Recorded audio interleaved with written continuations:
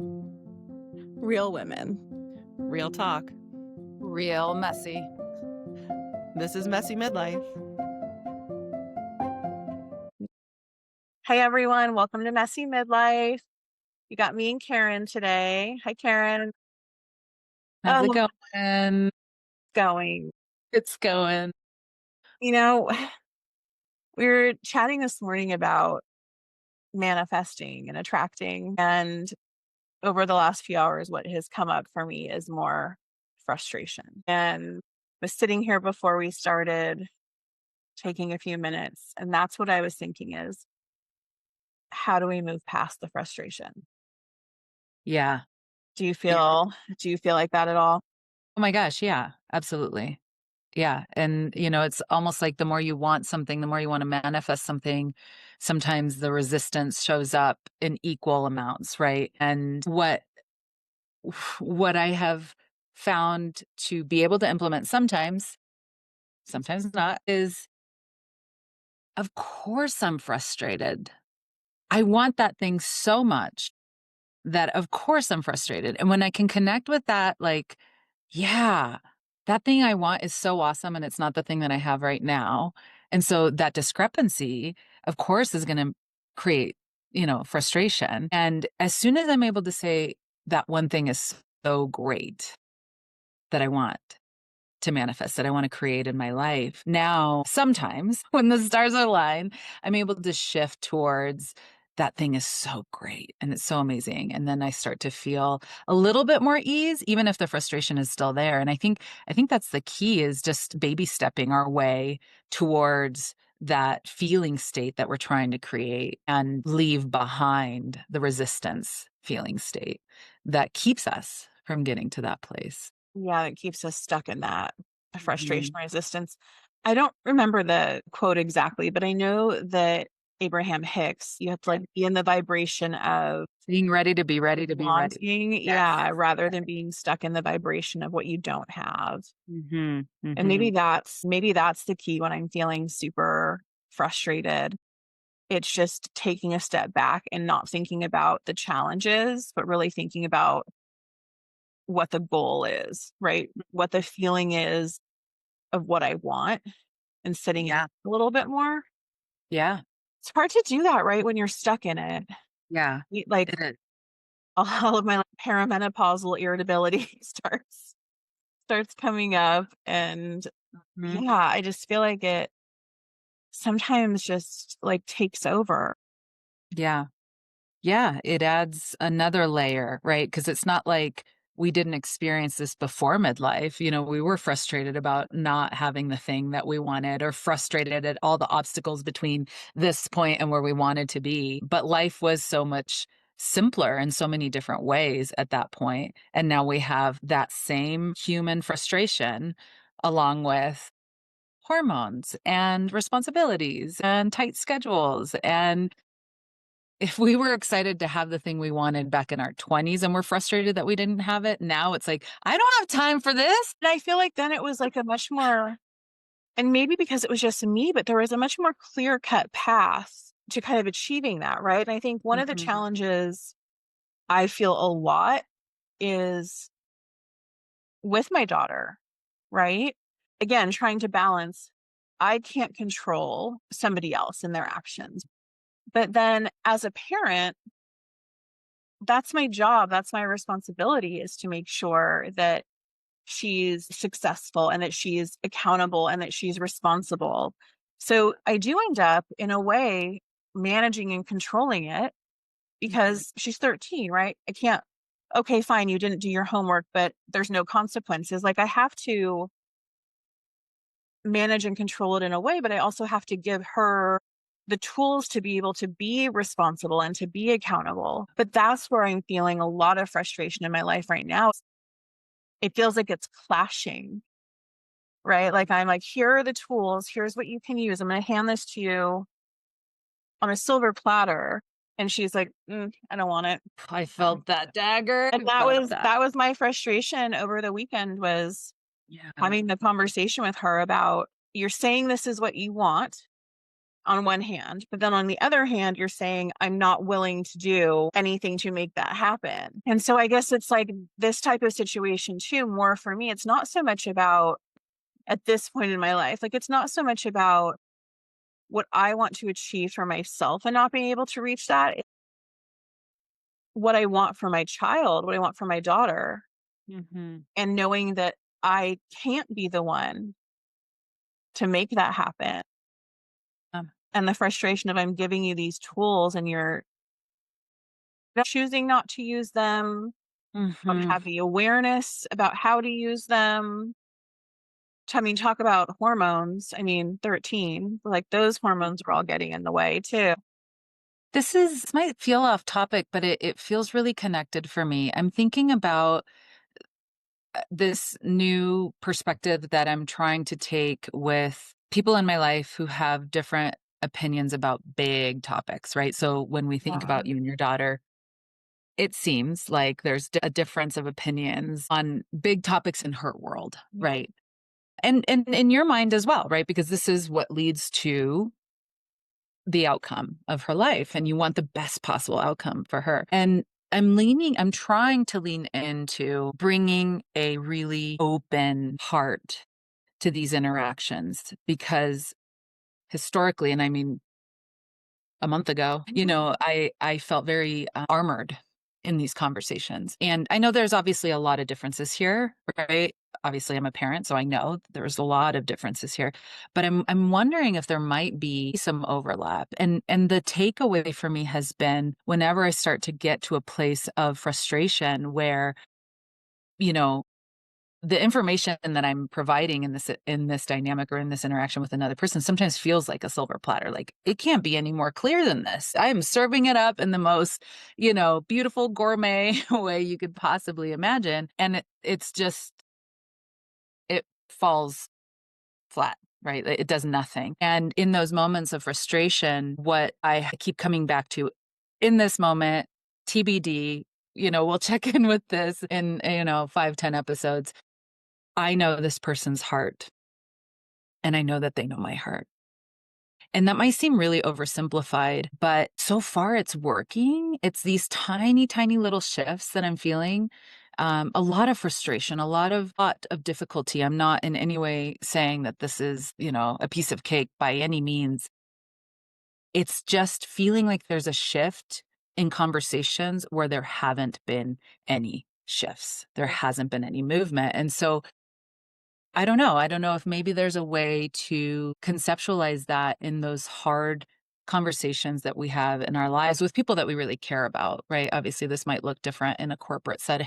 Yeah. But, with her taking a step back, I wonder what it would be like. It may not be applicable at all, but I wonder what it would be like if you came to her and said and felt, right? More importantly than saying, really feeling, I know your heart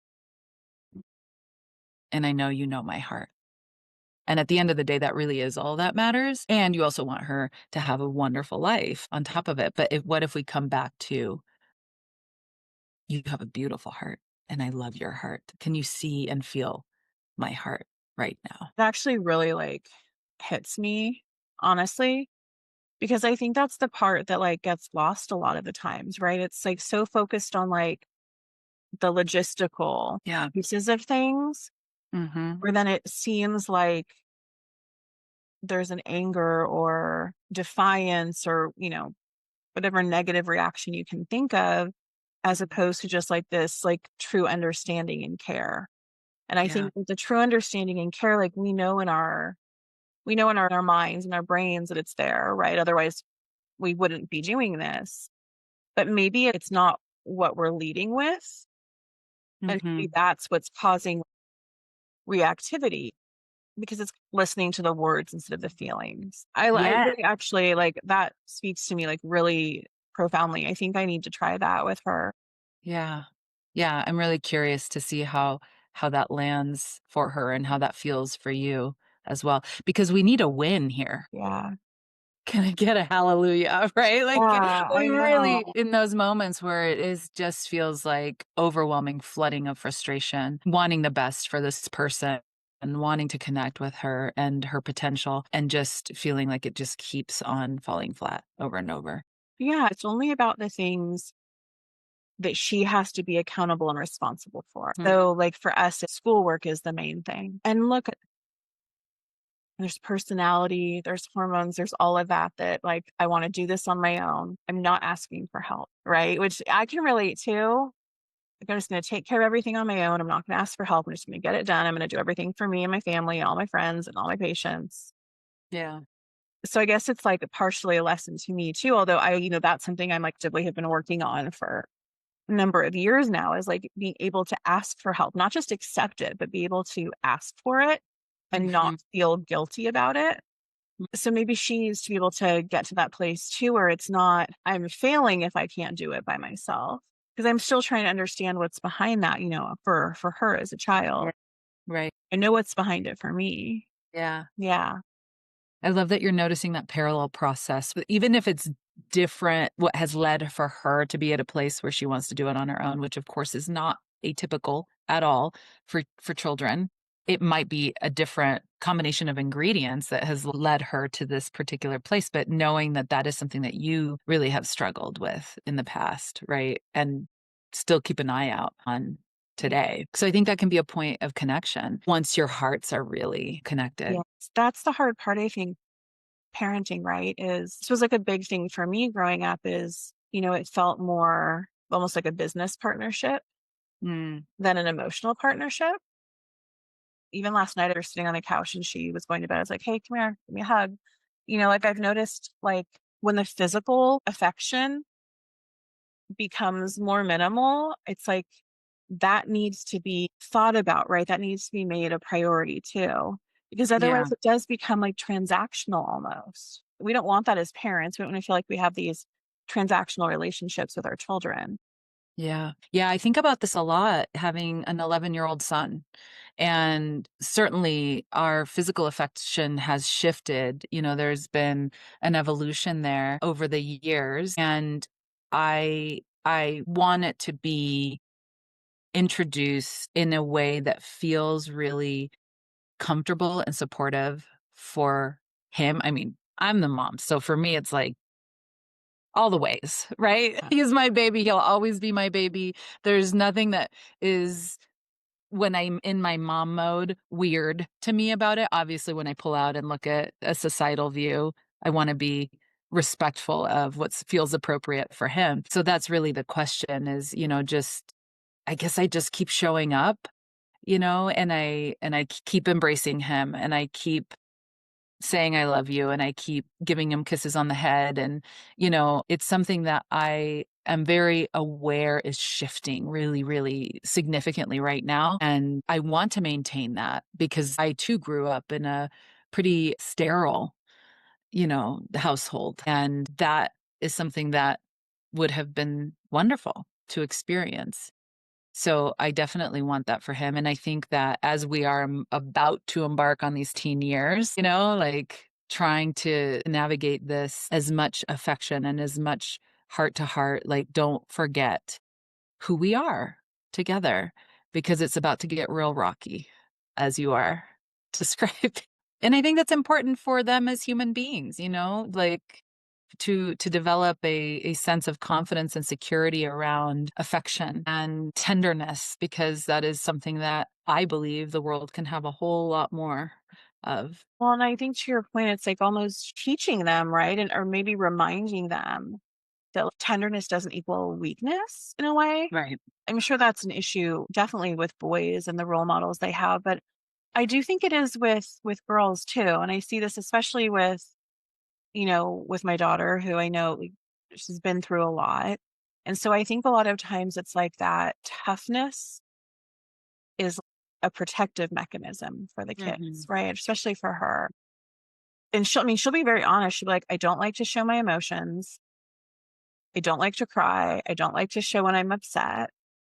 But the emotion that she feels really comfortable with is anger. That's like her safe emotion.